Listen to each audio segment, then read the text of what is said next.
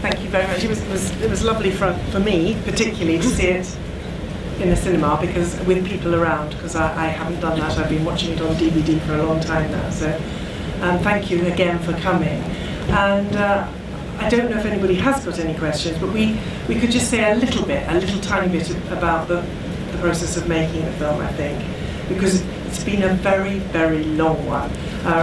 Rosa and I have been working, well, Rosa particularly, but both of us working on it since I think we started in about 2008 or 9, didn't we? With the idea. We were away filming in China on another project altogether, and we read this story in our English language newspaper that was delivered to our hotel about the Moroccan government creating Morchidat and their hopes for how it was going to improve the education and the lives of women and young people across the country. And we just thought, we don't know anything about this. And it was at a time when perhaps the Western press was quite hostile in its presentation of Islamic issues and the faith. So we just wanted to know more. But it took an awful long time to actually gain access, a year or 18 months to get access through the government to the Morchidat themselves, and then actually to find ones to spend time with, and of course to get the funding to make the film. I'll hand over to Rosa now. Yeah, so as Hilary said, it took about 18 months for the Moroccan government to sort of finally say, yes, you're welcome to make this film, which we were delighted about, but we didn't realise that was really just the first hurdle. But we did start to go into a couple of mosques which were full of women who just kind of fell upon us with this enthusiasm, saying we've never been able to come to the mosque before. For the first time we've got people telling us what our religion is. And their kind of enthusiasm for it was so overwhelming, we just felt we had to keep on trying. So it was, I don't want to go on about the process too much, but basically because they're employed by the government and everywhere in which they work is a public institution, every single bit of filming involved very protracted negotiations, which meant that our initial idea of following kind of linear narrative through just got totally thrown out of the window. So what we ended up with was a kind of patchwork of different scenes with our sort of three central characters, which we tried to weave together into a bigger picture, which I hope makes some kind of sense. There are all kinds of huge differences which are difficult to sort of convey in the film, which, I mean, the fundamental one is just how important religion is in everyday life in Morocco. It underpins everything. So what religion says in terms of what's allowable and what's not allowable is the kind of sort of fundamental thing, really. So the power that actually these women have in sort of saying that religion allows certain things or doesn't is huge, and you can't really compare it with any equivalent here because the society is so different. But yeah, I don't know. I just wanted to say a little bit about the background. We'd be really interested to know what you thought and to hear any questions. There's one there. Right? Do we have a microphone? Yes, I think it's coming your way. Hello. First of all, I want to say thank you because you've made a film that's given me access to something I wouldn't otherwise have access to. That's extraordinary because I wouldn't be able to talk to these women unless you'd allowed me that access. So it's fantastic to hear what they have to say firsthand. And I disagree. I think process is really important. I think it's essential for us to know how you managed to get access. And I mean, it sounded to me like you had an interpreter, but presumably you don't speak the language. How, Rosa, did you know what to shoot? How did you know what they were saying and how to understand it? That's what's so extraordinary, because I mean, presumably you shot tons of stuff you didn't use, etc., but how did you know what to shoot, what to point the camera Well, a lot of the time I didn't. But there's a really important member of the team who's not here, unfortunately, because the visa situation is just quite tricky. But Miriam Adu was the associate producer, and the two of us basically filmed everything together. She'd never done sound before, so we were sort of dancing quite a merry dance. And in a way, it was kind of interesting not understanding the language, although my Arabic is a bit better than it was at the beginning. But you kind of find yourself watching just expressions and body movement, and that was quite interesting, I think, in a way, because you film things in a different way to when you're listening to language. But there are all kinds of things where I missed really crucial bits and didn't get really crucial bits, so it was a bit of a mishmash, and Miriam and I dancing around each other and often not knowing quite what was going on because we weren't being told. And what we noticed in Morocco is that people never stop talking. There are very few pauses in anything. So we'd be kind of just thinking we were coming to the end of one thing, and then something else would have started, and we were often sort of chasing things 5 minutes too late.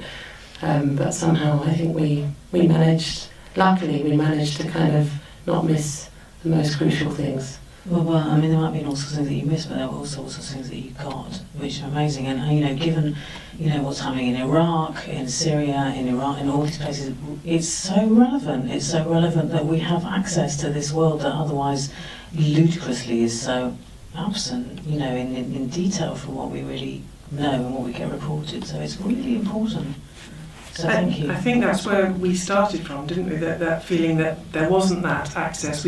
We hadn't heard those voices, and we wouldn't get it from reading the newspapers here, and or from watching the news. So that was partly what we wanted to do, and things have almost come full circle again in the time that it's taken to make the film. It's become incredibly powerful again, I think, to hear the voices of the people on the ground and what they're experiencing. Mm. And then, sorry. There's one there.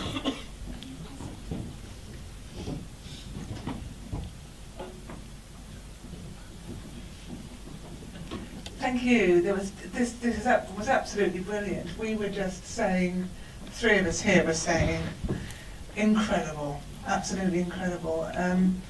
Carla was saying, it's so unusual to get such a positive image of Islam. And I think that is that feels very intimate as well. Do you think so too? Yeah. And the images themselves were so striking and beautiful on the screen. And you were talking about how some of your not understanding made you focus very much on the visuals. And I think that for so many reasons, it's important for us to have that kind of visual intimacy, to see behind the scenes in a way, to feel that kind of connectedness with other women in all sorts of situations, in working on projects, being with other women. It makes. I think I'm feeling probably. It's a really good feeling that I hoped I would get at some point in my life, of feeling very connected to women who live very different lives. And I can feel a sense of understanding and a commonality with them. I don't know if that's Great. anybody else feels that. I'm so pleased that you felt that, because I think one of the things that we felt going to the mosque is that so many of those conversations, just a sort of conversations you could hear people having anywhere, the problems with your husband or with your children or your neighbour, they're so universal. And I think there is something, even for us going into it, it's a world that feels very alien and visually feels very alien as well. And so if those connections come across and you felt that, that's fantastic. That's kind of what we hope the film would do. So. Yes, there's a question there.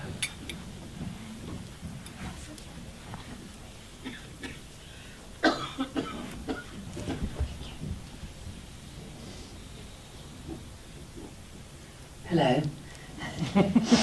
Just wanted to say what an incredibly moving, really incredibly moving, and I think for the reasons that you've just said, just that sense of having an insight into lives that we would never otherwise have insight into, and lives that are so different. But my question was, are there any plans to screen it in any Islamic countries? Yes, there are, definitely. It's already had its first screening in Morocco, and what was really fantastic there was that quite a few people from women's rights organisations came, and there's quite a separation in Morocco, and I think probably some other Muslim countries as well, with women's rights groups or human rights groups and religious groups, because there are lots of misconceptions about what each other do. And so some women from these women's rights groups turned up and they're like, why have you made a film about the Morchidat? They're just telling women to do all kinds of things they shouldn't do, and they were furious, and they came in ready for a fight. And by the end of the film, they were totally turned around. They wanted the film to go and show all the women that they work with. They wanted to sort of tell people about what Morchidat are doing, because even in Morocco, there are 400 or 500 Morchidat working, but unless you're in a community where there is one, people don't necessarily know about them. So that was absolutely brilliant to see, and we're planning to do a kind of travelling cinema, so out in the villages and in places where people won't have access to cinemas or film festivals or even TV necessarily. It's also, we hope, can be broadcast. Yes, we're having a lengthy relationship with Al Jazeera Documentaries in Doha and Al Jazeera English, and they seem very keen to. Al Jazeera Documentaries is pretty much fixed now, so that's all the sort of Middle East and North African countries would actually have it on television there.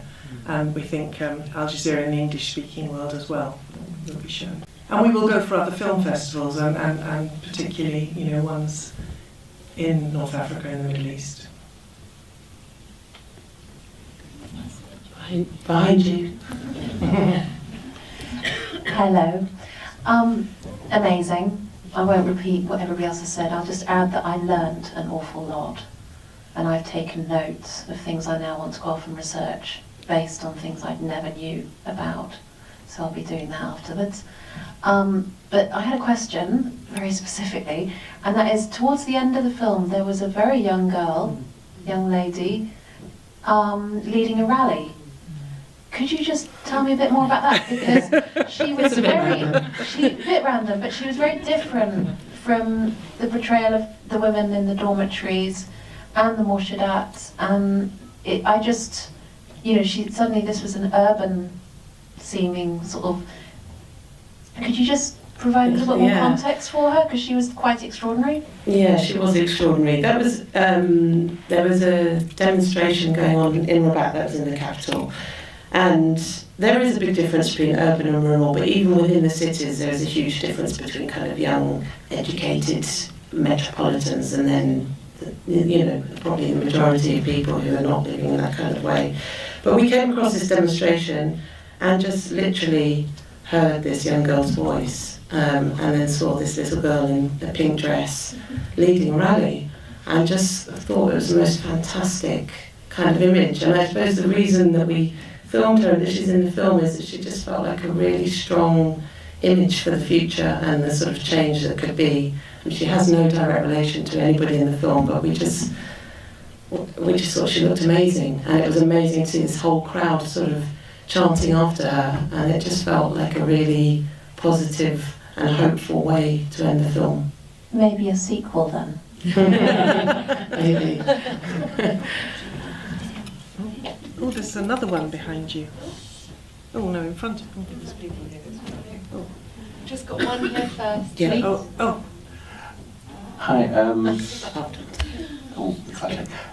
Thank you very much. It was fantastic. And again, I won't repeat all the entirely well-deserved praise. Thank you both so much. My question was sort of about the Morchidats themselves.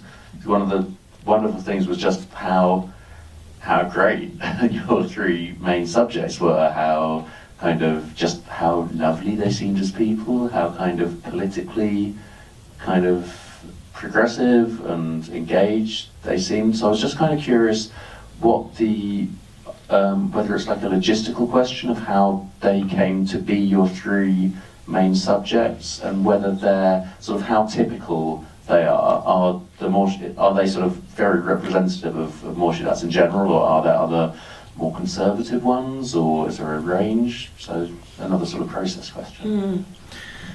Yeah, no, there's definitely a range. I think the two of them, so Bushra, who's working in the dormitory, and then Karima, who comes in towards the end, who's working with the young people in the city and takes them to Fez.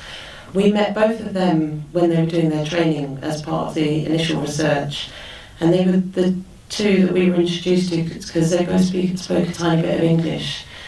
And they were just so excited about what they were doing, and they couldn't wait to become Morchidat. And it was partly meeting them that made us want to sort of carry on. So when we sort of finally got access and came back, we were desperate to find them, and it actually took quite a while to track them down, because by that time Bushra had gone to work up in the north.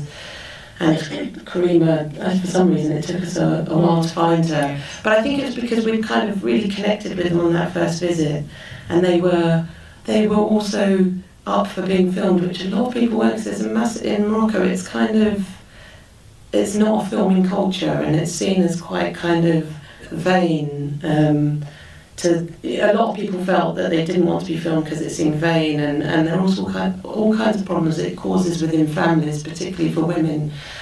But the three that we chose were, I guess, sort of strong and certain enough in themselves to want to be filmed, and we felt that they were all quite different and balanced each other quite well.